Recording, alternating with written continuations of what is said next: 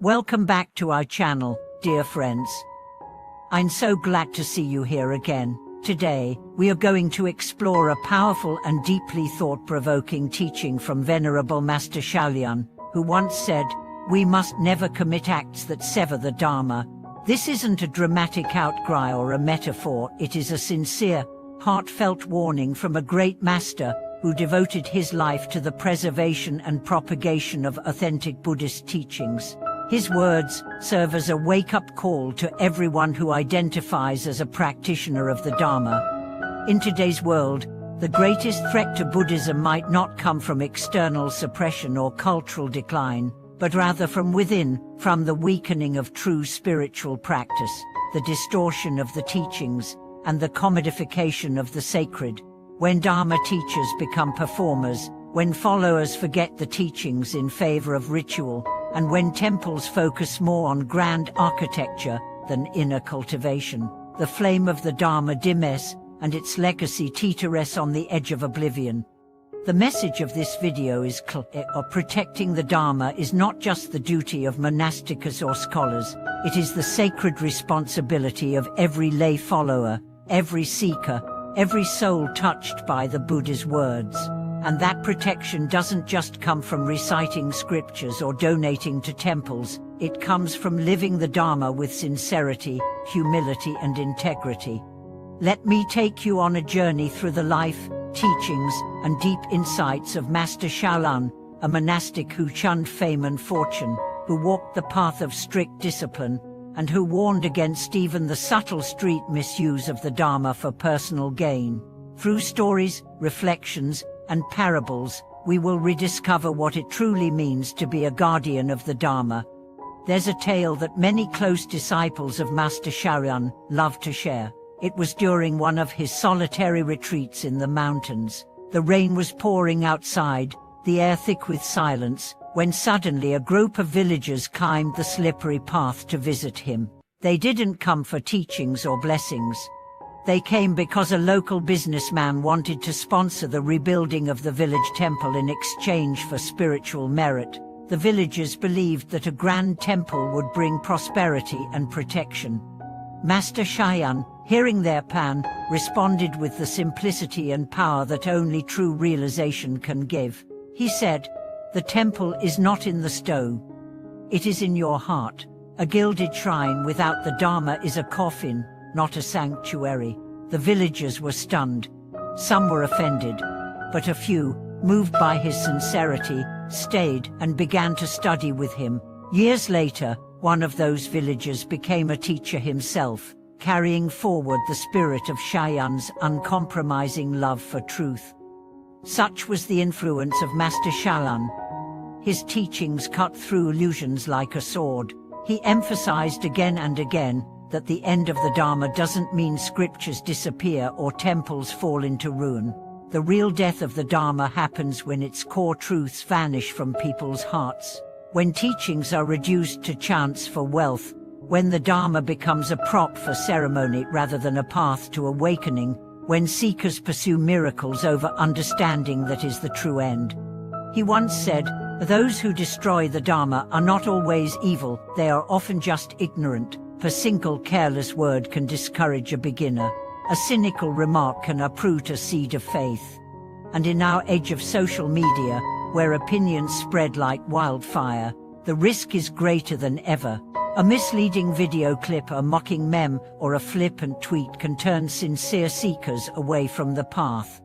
But Master Shaolin was not a pessimist. He was a man of action, a soul of fierce compassion. He believed that every practitioner, lay or ordained, has a role to play in protecting the Dharma. He once said, "To be a student of the Buddha is to be a protector of the Dharma. If you do not guard the temple rules, you are tearing down the Buddha's house." These words strike deep, because every time we use the Dharma for personal branding, every time we twist a sacred text to justify selfishness, every time we reduce Buddhism to a commercial tool, we are tearing down that house brick by brick. And yet, he believed in redemption. He taught that through sincere practice, through true understanding, through right conduct, We can restore the temple, not just in the world, but in our hearts. He witnessed temples turned into tourist spots, monks chasing fame, and teachings diluted into motivational speeches. Yet he never gave up. He taught his students to bring the Dharma back to its roots through devotion, discipline, and the courage to speak truth even when inconvenient. He taught 3 principles to give rise to the Bodhi mind, to make vows, and to practice genuinely.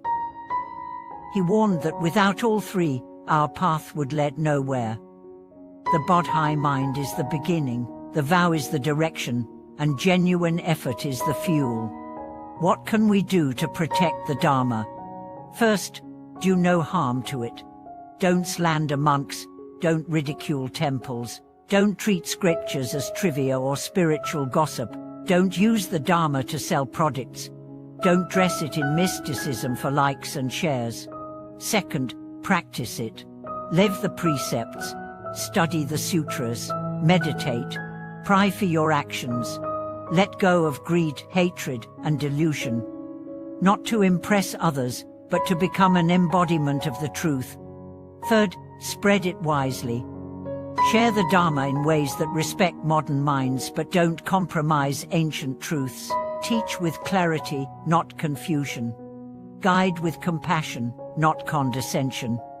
Use today's tools, yes, but don't lose yesterday's essence. Master Shayan didn't want more temples. He wanted more truth. He didn't want more followers. He wanted more integrity. And above all, he didn't want the Dharma to become a museum piece. He wanted it to stay alive in your actions, in your voice, in your heart. If his words reach you today, take them as a challenge and a blessing. You are part of this lineage. You are part of this transmission. Whether you wear robes or not, whether you recite sutras or not, if you carry even a spork of sincerity in your practice, then you are helping keep the Dharma alive. Let me close with a story. A young man once approached Master Chayan and asked, "Master, how do I make sure I am not cutting off the Dharma?" The master looked at him and said, "Just ask yourself every day, am I practicing truthfully? Am I helping others to understand or mislead? Am I embodying the teachings or just quoting them?" The young man wept, because he realized it's not about dramatic acts, it's about every moment. And now I want to hear from you. What does protecting the Dharma mean to you? Have you ever faced moments where you had to defend your beliefs or correct misconceptions? Share your thoughts in the comments below. Let's create a space where the Dharma is not only understood, but honored. Thank you for watching this video. If this message resonates with you, please like, comment, and subscribe to support our channel and spread the light of the Dharma. More stories and teachings are on the way. Stay tuned and stay mindful.